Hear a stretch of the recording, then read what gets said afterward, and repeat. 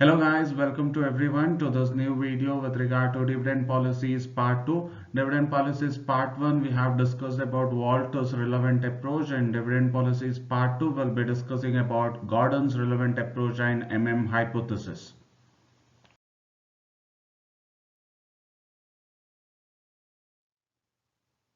We'll be studying about two important concepts today. That is, one it is Gordon's relevant approach, the other one it is hypothesis, or it is known as Modigliani-Miller approach.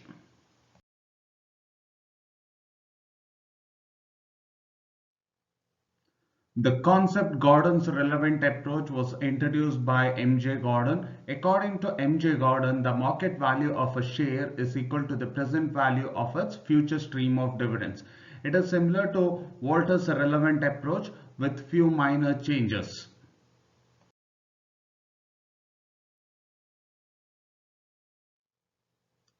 The formula for Gordon's relevant approach is P is equal to E into 1 minus B divided by cost of equity, or KE, minus BR. So where P is the market price of equity, R it is rate of return, KE it is cost of capital, E is earning per share, B is retention ratio, and 1 minus B is dividend payout ratio. This is the formula that is used for the calculation under Gordon's relevant approach.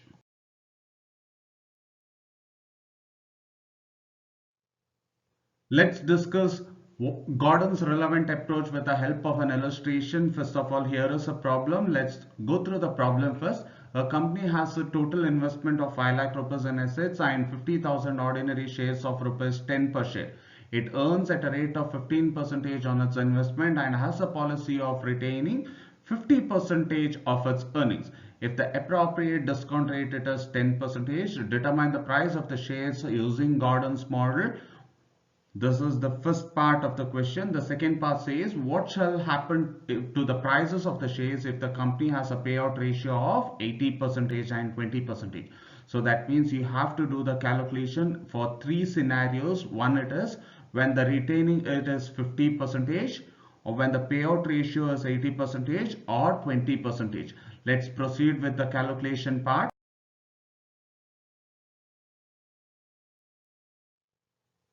The first step in the calculation of Gordon's relevant approach here it is, you have to calculate the total earnings. The total earnings is not given in this problem, so you have to calculate the total earnings. To calculate the total earnings, the formula is total investment, that is given as 5 lakh in the question, into return on investment. The return on investment is 15%. If you do that calculation, you get 75,000.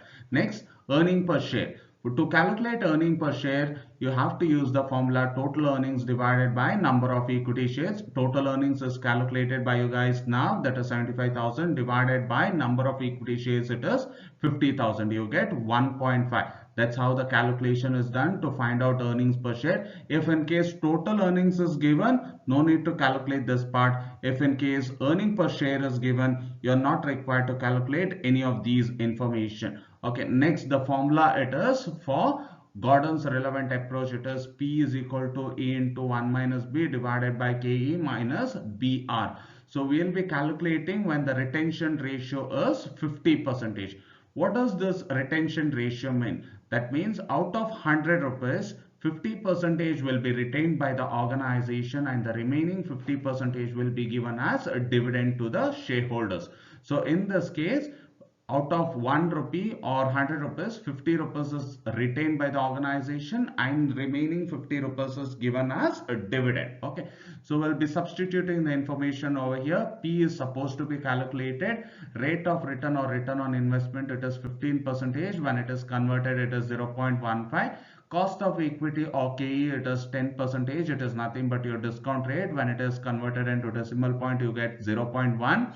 Your EPS or E, it is earnings per share, it is 1.5. Your B, retention ratio, it is 50%. If you convert it to decimal point, it will be 0.5. 1 minus B is nothing but your dividend payout ratio. 1 minus B, it is 1 minus 50% or 1 minus 0.5, you get 0.5. That is your dividend payout ratio.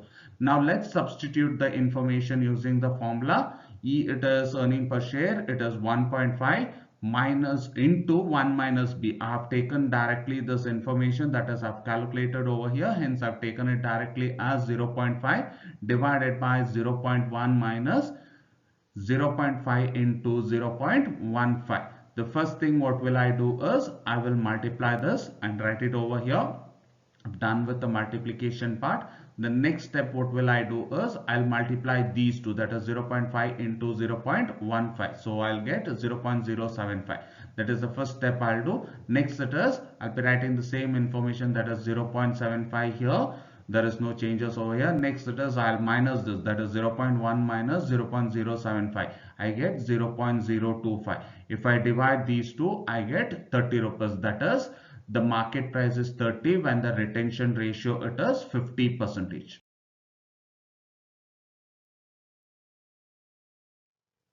We'll do the calculation when the retention ratio is 20%. That means out of 100% or 100 rupees, 80% is given as dividend and the 20% is retained by the organization. The formula remains the same. P is equal to E into 1 minus B divided by KE minus B into R. Let's substitute the information first. P is to be calculated. R remains the same 15%. Cost of equity remains the same 10%, and your earnings per share remains the same, that is 1.5. B it is your retention ratio, it is 20% or 0.2. 1 minus B is nothing but your dividend payout ratio. So that is 1 minus 0.2, you get 0.8. So now let's substitute the information over here. E it is 1.5 into 1 minus b, we have already calculated over here, that is 0.8 divided by 0.1 minus 0.2 into 0.15. Your 0.2 is nothing but your retention ratio. So next, if you do this multiplication you get 1.2 divided by 0.1. I've already taken this directly, minus I've done the multiplication of these two, I get 0.03. So if I minus these two, I get 0.07. 1.2 divided by 0.07, I get 17.14. That is the market price or the price per share when the retention ratio it is 20%.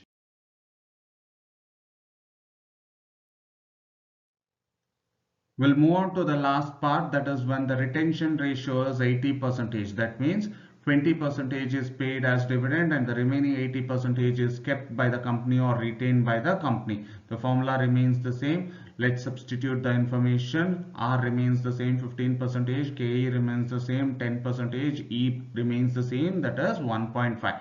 B it is your retention ratio changes now, it is 80%, it will be 0.8. And your 1 minus B, that is your dividend payout ratio changes, 1 minus 0.8, you get 0.2.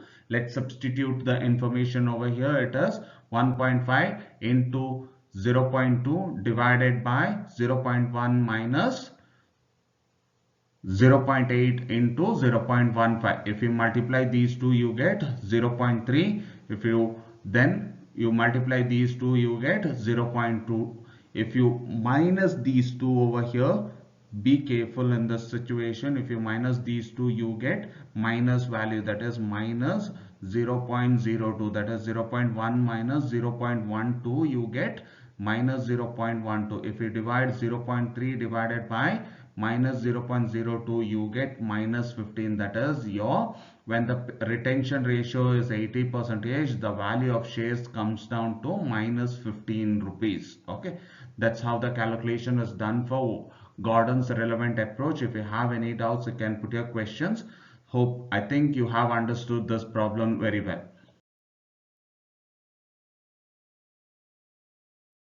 We'll move on to the last concept, that is hypothesis or irrelevance approach. Okay, Professor Morton Miller and Professor Franco presented a paper in 1958 arguing that investment policy and earnings of the firm decided the value of the shares and not the capital structure. They argued that dividend policy is irrelevant, hence it is called as irrelevance approach. Dividend policy is widely used by, that is dividend, it is widely considered in Walters and Gordon's model. They opposed that and said that in determining the share price, it is the investment policy and the earnings of the firm decide the value of shares, not the dividend policy followed by the organization.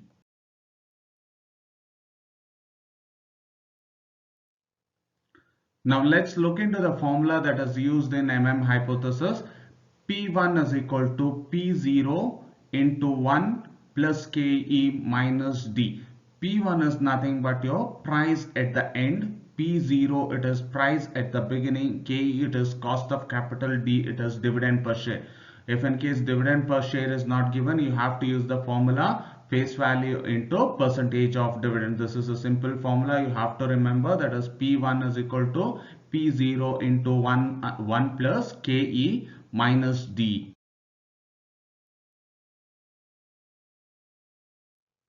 Now let's try to understand MM hypothesis with the help of this illustration or a problem. There are three companies given ABC and their face value is given, that is 10. Price at the beginning, that is it is nothing but, you will come to know what it is. Price in the beginning it is 600, 489, 206. Dividend per share it is 12, 6 and 5. Cost of equity it is 5%, 6% and 7%. Net profit it is 320 crores, 110 crores and 56 crores. We'll move into the calculation and try to understand how MM hypothesis helps in determining the share prices. The solution is statement showing calculation of share price under MM hypothesis. You need around 5 columns. The first column it will be the company name. It is there in the question. I've taken it directly. The next it is price in the beginning. It is nothing but your PO value. In the formula you need PO, that is nothing but your price in the beginning. It is 600, 418 and 206. Next it is cost of equity. It is nothing but your KE value. It is 5%, 6% and 7%.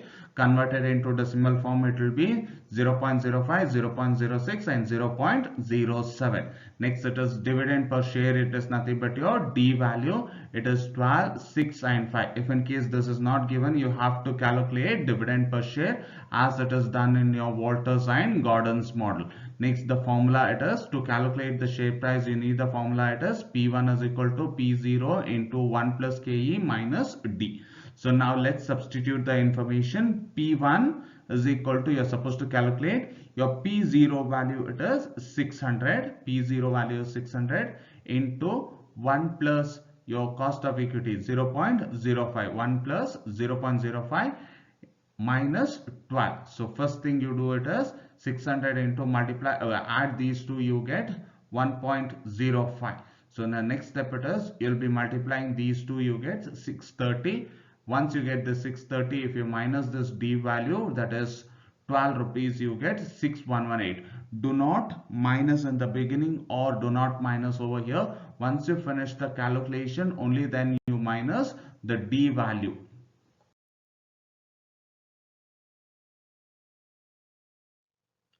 We'll look into for company B and C. For company B, the formula remains the same. P1 is equal to your P0, that is P0 amount or price in the beginning, it is 418 into 1 plus your cost of equity is 0.06.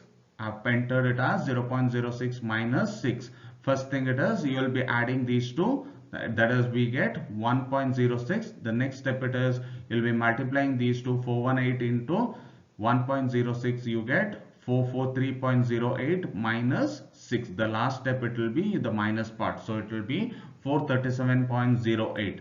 Next for company C, the P0 value it is 206 into 1 plus 0.07. Your cost of equity it is 7%, it comes to 0.07 minus your dividend it is 5. The first thing it is addition, next it is multiplication, then it is subtraction. You get 215.42. This is how it is done under MM hypothesis. Hope it is clear to you guys. That is, you're aware with both Gordon's relevance approach and MM hypothesis. If you have any clarifications or doubt, you can put your questions to me. Thanks for watching this video. Thank you.